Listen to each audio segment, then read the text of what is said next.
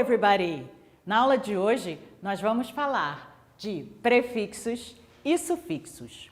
O estudo da morfologia, ou seja, do processo de formação de palavras, nos permite conhecer novas palavras, reconhecer outras e, desta forma, ampliamos a nossa capacidade vocabular, nossa capacidade de expressão, consequentemente ampliando também a nossa atuação como ser social. E dessa forma, para formarmos novas palavras, temos o processo de prefixação, ou seja, o acréscimo de um prefixo, que é uma partezinha nova no início de uma palavra, e também temos a sufixação, que é o acréscimo no final da palavra de uma unidade, formando assim uma nova palavra. Uma particularidade importante de passar para vocês, da diferença é óbvia, que de localização, já deu para ver, o prefixo, ele até tem o pré, ele vem antes da palavra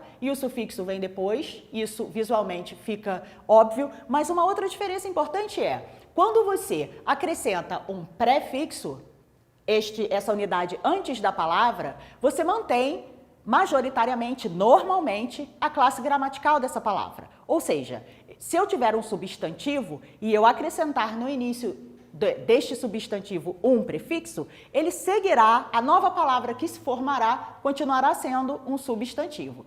Já no caso do sufixo, a gente tem uma mudança na classe gramatical quando formamos a nova palavra. E aí eu vou aproveitar e olhar a nossa gravura de hoje, que é o happiness. O happiness, ele tem origem na palavra happy. Teacher, mas tem alguma coisa errada, porque happy não se escreve com Y, é com Y, né? Happy é com Y, isso. Só que no momento em que se acrescentou o sufixo e formou-se uma nova palavra, esse Y virou I. E aí, happy, em português, alegre, feliz, isso é um adjetivo. No momento em que a gente juntou o sufixo ness, happiness, o que era alegre, adjetivo, virou alegria, um substantivo. Então, entendem? No momento em que você acrescenta um ou outro, no caso do sufixo tem essa mudança. Teacher, eu tenho que saber isso para usar? É claro que não, quem tem que saber sou eu. Só estou trazendo aqui a informação para falar para vocês uma outra diferença. E aí, agora, vamos observar alguns dos prefixos mais comuns. É importante que você conheça, porque no momento que você bater o olho numa dessas palavras, seja numa música, num filme, numa série, você vai lembrar que, olha, legal, na verdade essa palavra era X, foi acrescentado isso aqui no início e virou uma outra, entendi. Por exemplo, a palavra, a partícula im, você tem possible, que é possível. Se você bota o im no início, você forma uma nova palavra. O possible tornou-se impossible. O possível virou impossível. Parece até com português. Esse prefixo é fácil da gente entender em inglês. Eu tenho um outro que é, perfection, perfeição. Mesma coisa em português. Se você colocar o im antes, vira imperfeição. Em inglês também. Botou im, perfection, imperfeição. E eu tenho o mortal em português. Mortal em inglês, mortal. Mortal. Se você colocar o im na frente, e aí ficam dois M's mesmo em inglês, você tem a formação da palavra immortal, ok? Um outro prefixo também muito usado é o un. Você tem o certain, que é certo, e o uncertain, que é o incerto, duvidoso. Você tem o comfortable, confortável, uncomfortable, desconfortável. Você tem o common, que é comum, e você tem o uncommon, que é o incomum. Observa só uma coisa. Comfortable em inglês tem um M aqui, tá bom? Você escreve com M. E aí eu tenho o this. O this é o negando. Ele nega. Eu tenho like, que é gostar. Se eu falo dislike, eu estou negando, eu estou desgostando. Desgostar. Eu tenho o appear, que é aparecer. Se eu falo disappear, desaparecer. E também tenho o agree, concordar, disagree, discordar. Olha que legal.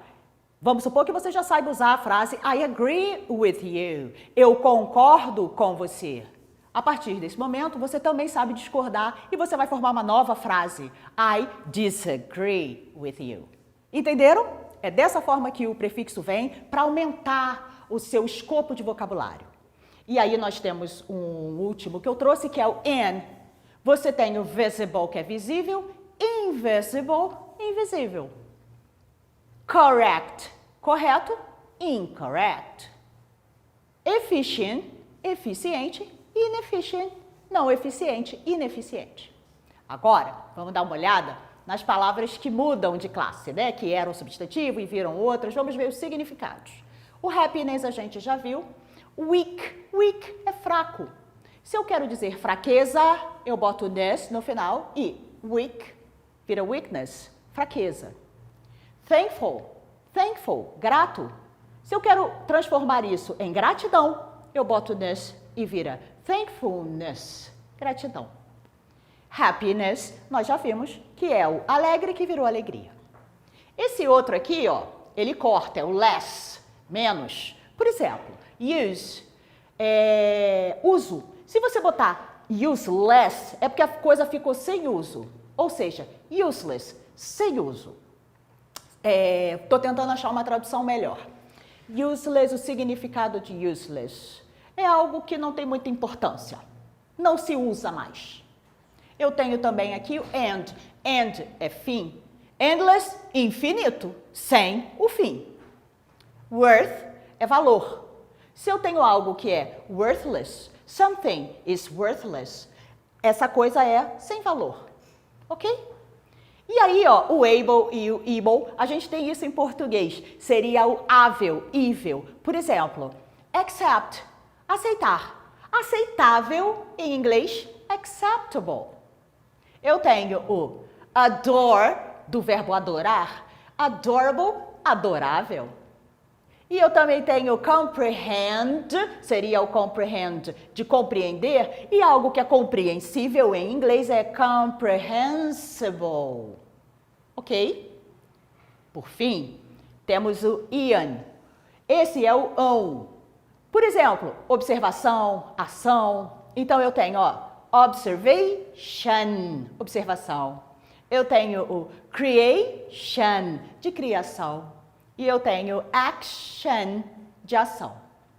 Então, repetindo, o que eu trouxe para vocês hoje são duas formas de se formar palavras e, desta maneira, mesmo que você nunca tenha visto a palavra na vida, vamos supor, eu nunca vi a palavra weakness, teacher, mas eu sei que o weak é fraco. Ah, esse ness, então, ele entrou para dar um significado novo para o fraco e virou fraqueza. Isso, o conhecimento da morfologia, do processo de formação das palavras, ele vem justamente para ajudar você a enriquecer o seu vocabulário e, dessa maneira, se colocar de forma mais ativa junto à sociedade como um ser social.